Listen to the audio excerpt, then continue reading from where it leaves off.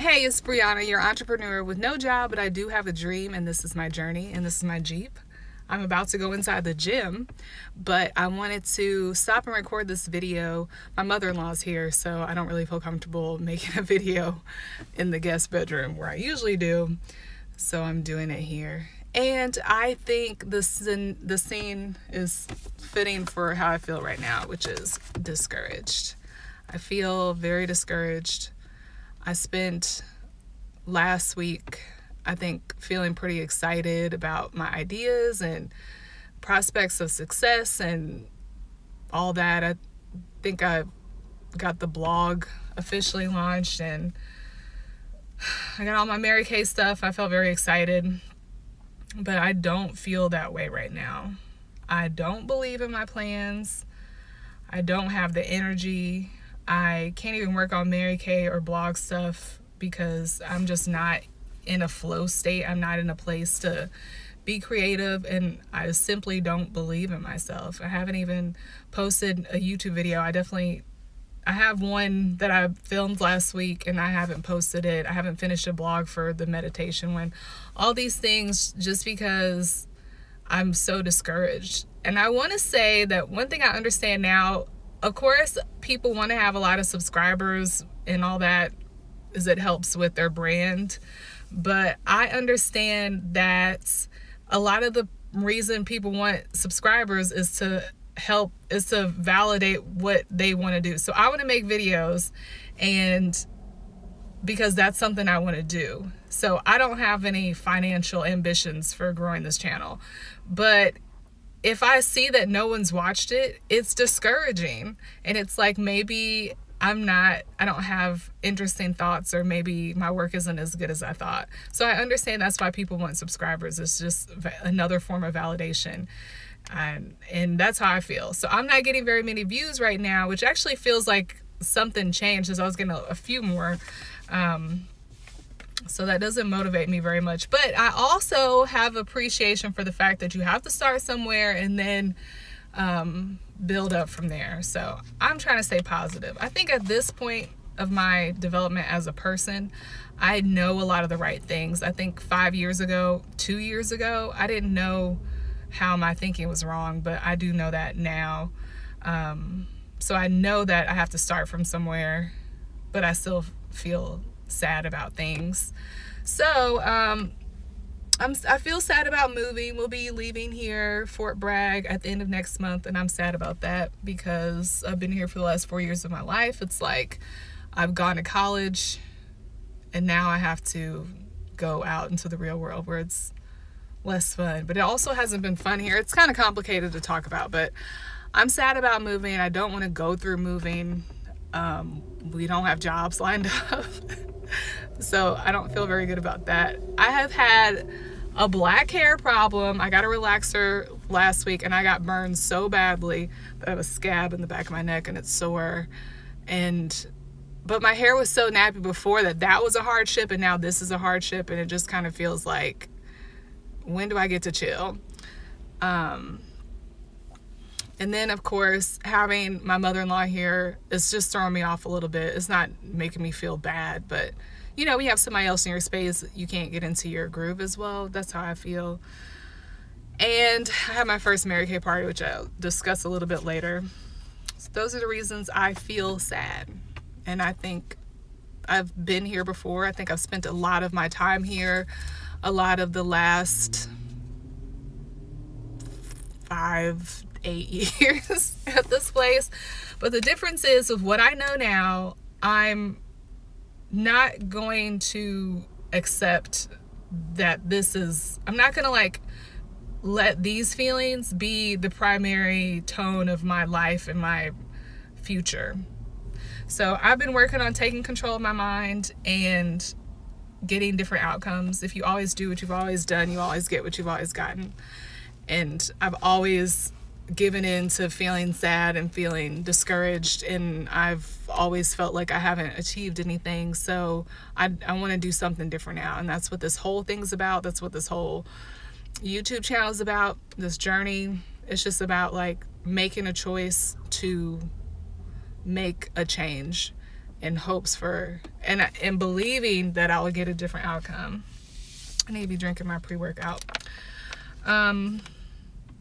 So I have come to learn that, first of all, I used to feel like you had to be special to be successful and like kind of chosen, but in this spring I realized you don't have to be special. It's more about you making a choice to I guess it takes something special about you to be focused and keep believing in yourself. But it's not like it has to be a superstar, like a regular person. There's lots of trash on YouTube. There are lots of terrible creators, or they don't make good content, but they've got thousands and thousands of viewers, subscribers, because they didn't falter. They still believe in themselves, and I think people are attracted to that. So I know that people who succeed are simply those people who haven't given up, and those people who keep pulling out of themselves and just like refuse to listen to the negativity. So I need to be that. And success is not random, and failure is not random. So I keep having this sense like, oh, maybe I'm just, I guess in the same way we want to be like, oh, there's something special about me, I'm going to succeed at that. I tend to feel like, oh, there's something special about me, I can't succeed at that. And I just believe that's not true. I think it's up to the individual. What's special about you is what you have decided, what you've decided you're going to achieve or not, or what you're going to listen to. So some things that have made me feel negative today. Just this morning, I just talked to one of my best friends, and she was like, why did you pick Mary Kay? And that was frustrating because I'm already feeling discouraged. And I also felt like, how is that helping me? I've already signed up, and I bought inventory. I actually bought inventory so I couldn't quit. I already signed up. I'm already down this path. Well, how does that help me to say that? And also, I guess I need to stop and say, if you haven't heard this before, I'm going to say it again. God gave you your dream, not somebody else. So God gave me my dream and my plans, not my friend. So I can't expect her to understand. I can't be looking for validation from other people. But it's also interesting that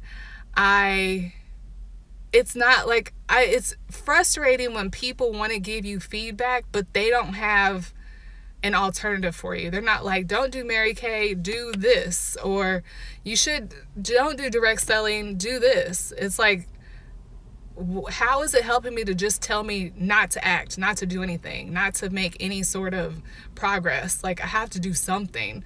So I think it's also important to consider the source, or consider your listener. I definitely respect my friend, but she's not entrepreneurial minded. She has no desire to start a business or do things like that. She wants to be a part of something.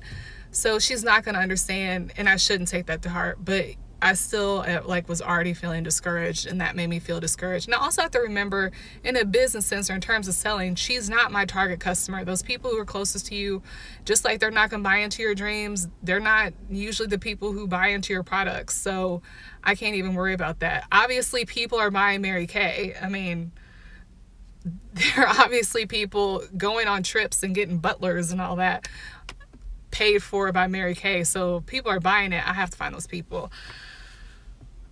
But either way, so she said that, and then I had a party this weekend. It was my first party, and only 2 people showed up, and they didn't buy anything. But again, they weren't really my target customers.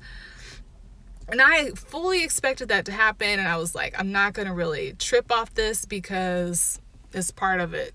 But it still is like, after it was over, I was like so drained from just trying to stay positive.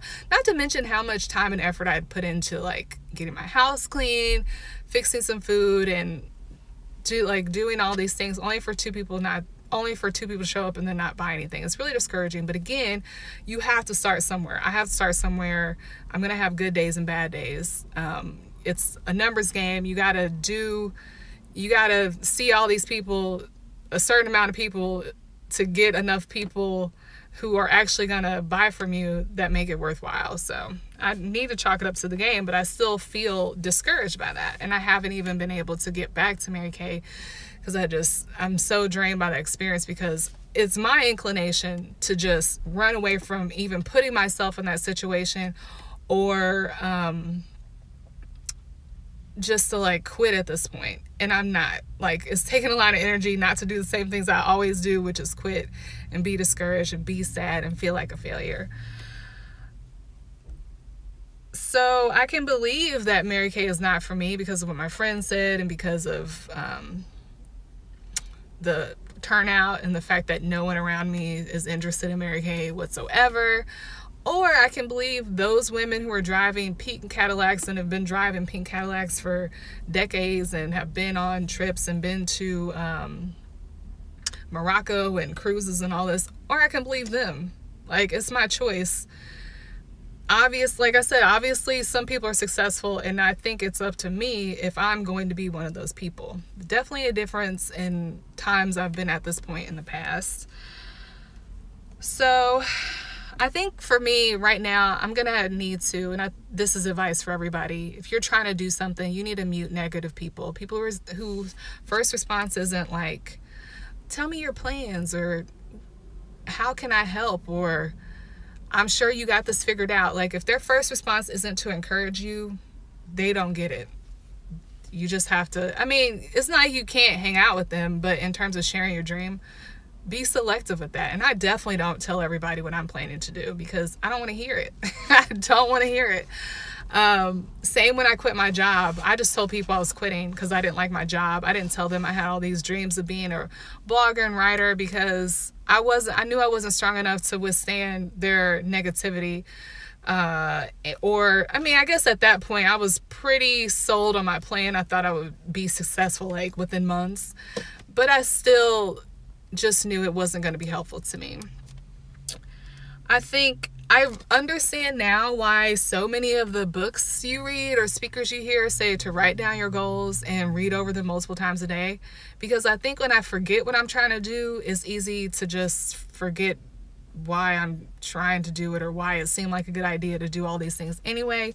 So I definitely think that that's something that's good for me. I actually spent time yesterday morning journaling and writing down goals and stuff, but I'm going to try to write them in a way that I can read over them easily and have that direct me multiple times a day. And then playing positive messages. I started listening to The Secret again. I've listened to it like 3 times in the last 2 months because it's a positive message. It makes me feel empowered. So that I need to get back like in this state of power and control. And the same with the goals. I understand why we need to be saying affirmations and writing those down. I think goals would be more effective for me, but saying the affirmations out loud and hearing those positive things about yourself, as opposed to nobody's going to buy that or nobody reads blogs, as opposed to those things, is definitely going to help. I guess I'm learning that the things that people tell you, the things that speakers and public figures say that we should do that just seem excessive, like, I get it. And sometimes people who are really successful seem to be on some sort of high, and it feels like, okay, well, I can't have that success because I'm not like them. But I think you kind of have to really drink the Kool-Aid to stay in a place. You really have to bathe yourself in the positivity, in the messages, to stay in a place where you can actually achieve the things that you want to achieve.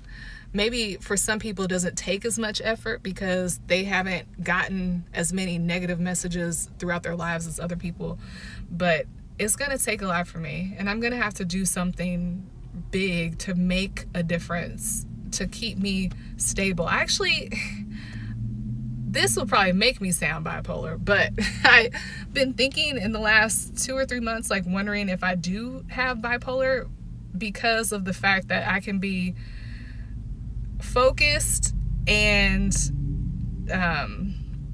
energetic and have all these ideas and energy, and then 6 days later at this place where I just want to cry and I don't want to do anything and I can't be consistent and my house is messy. My house isn't messy, but I'm like, is that bipolar?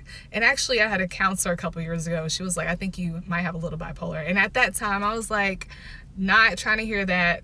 And I didn't think it was accurate because I wasn't having problems. So I didn't see the point in exploring that. But now I'm like, is that why I feel like this? But no, I don't think I have bipolar disorder as much as any more than any other entrepreneur has it.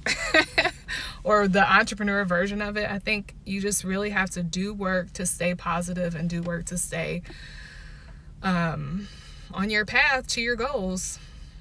And I understand that more now. And this is a point where I'm going to make a conscious effort to make different choices than I have made in the past. And I'm telling you, you can hold me accountable. Whatever. Anyway, I hope that encouraged somebody. Just talking about it has encouraged me, getting it out. There's no one that understands my journey yet. Like, I haven't met my people. So I'm hoping that I will find them through this YouTube channel. Anyway, I've severely cut into my workout time because I told my mother-in-law I'd be back in an hour. Who knows how long this video is.